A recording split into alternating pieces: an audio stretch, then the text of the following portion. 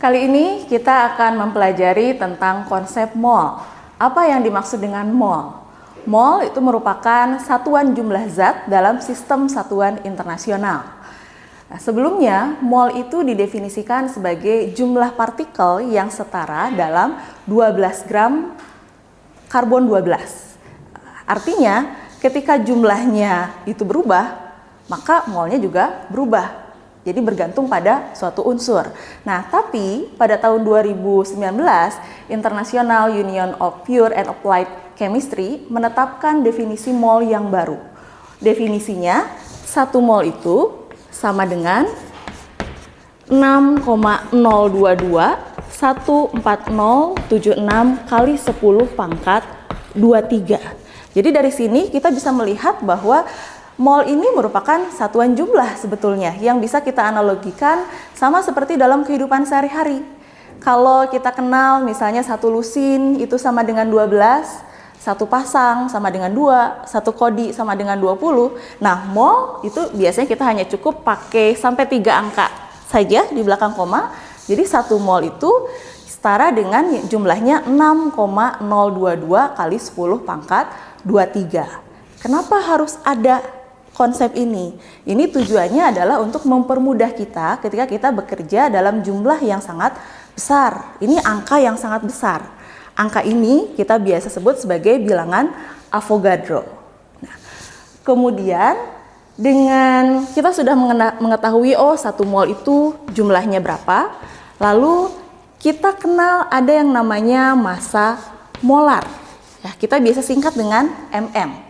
Setiap ada kata molar, molar itu artinya jumlah setiap 1 mol zat. Nah, sekarang berarti kalau massa molar adalah massa untuk setiap 1 mol zat.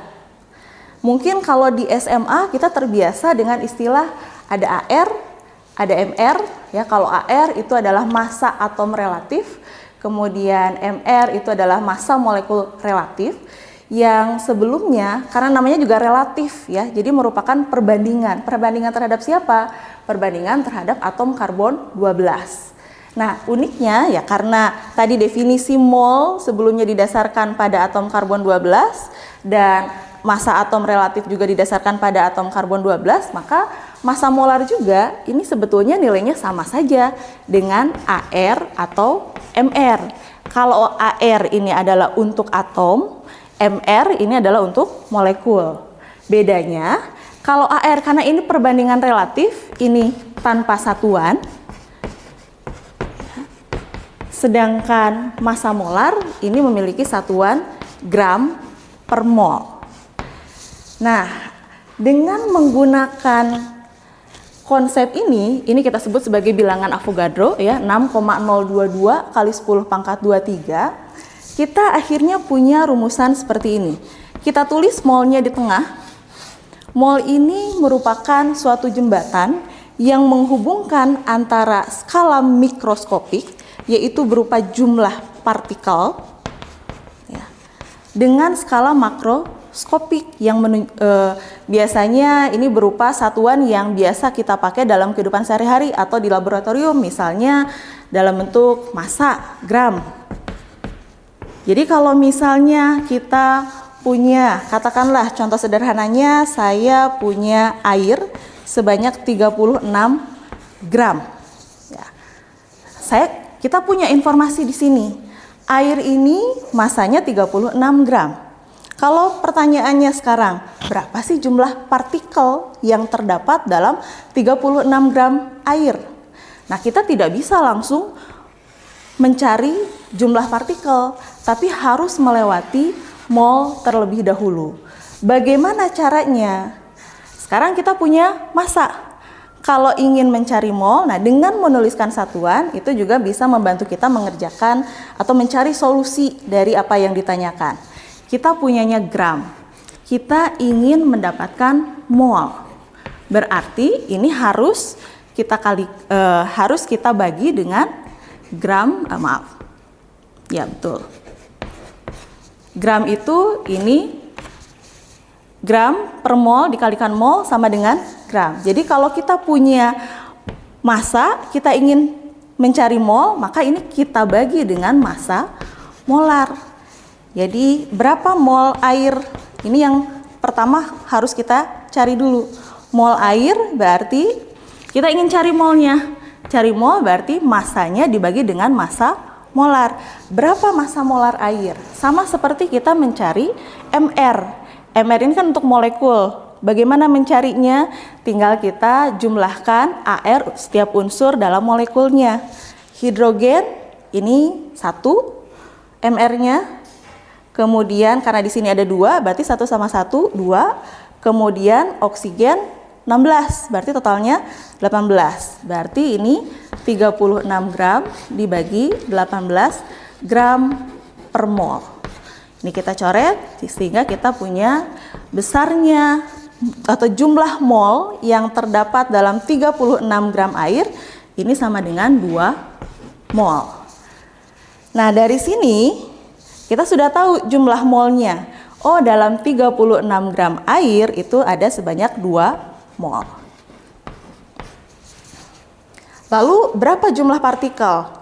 Yang bisa kita hitung juga ini dari rumus, ini ada banyak sekali yang bisa ditanyakan. Bisa ditanyakan berapa jumlah molekul. Kalau jumlah molekul tadi setiap 1 mol ada sebanyak bilangan Avogadro. Berarti kalau kita punya 2 mol, jumlah molekul H2O itu sebesar 2 kali bilangan Avogadro.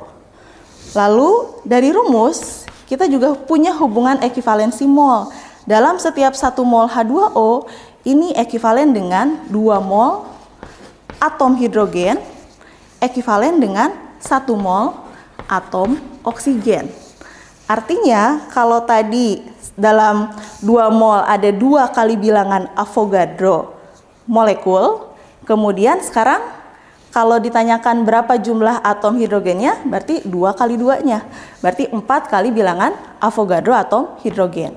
Sedangkan jumlah atom oksigennya sama dengan jumlah partikel atau jumlah molekul H2O-nya. Ini contoh untuk senyawa molekul ya. Begitu juga untuk senyawa ion. Misalnya kita punya senyawa ion kalsium klorida. Dalam kalsium klorida ini terdapat 1 kation Ca2+ ditambah 2 kation Cl-. Misalnya kita punya 11,09 gram kalsium klorida. Pertanyaannya sama misalnya. Berapa sih jumlah partikel dari kation dan anion dalam 11,09 gram kalsium klorida? Artinya kita mencari berapa jumlah mikroskopik dari jumlah makroskopik yang diketahui. Nah, ini nggak bisa pakai cara langsung, tapi harus melewati jembatan mol. Kalau kita punya informasi massa, kita bagi dengan massa molar dapat mol. Sebaliknya, kalau kita punya informasi mol ingin mencari massa, kita kalikan dengan ya, kalau ini ke sebelah kiri bagi massa molar, kalau dari mol ke massa kali massa molar.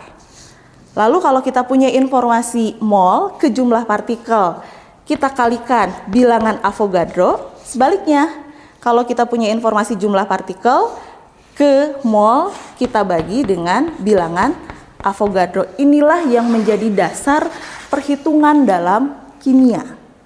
Oke, kita kembali ke soal tadi. Massa molar kalsium klorida, kalsium itu 40, Cl itu 35,45 dikali 2, jadi totalnya adalah 110,9 gram. Artinya jumlah molnya sama dengan 11,09 dibagi 110,9 atau sama dengan 0,1 mol. Pertanyaannya, berapa jumlah kalsium 2+-nya? Karena ini koefisiennya sama, jadi dalam reaksi juga ini merupakan perbandingan mol.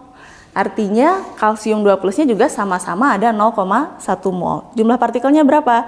Tinggal dikalikan dengan bilangan Avogadro. Lalu yang ion kloridanya karena ada 2 kalinya, berarti 2 dikali 0,1 kali bilangan Avogadro. Nah, inilah yang dimaksud dengan konsep mol yang nantinya kita akan pakai konsep ini ke dalam stoikiometri, ke dalam persamaan reaksi kimia.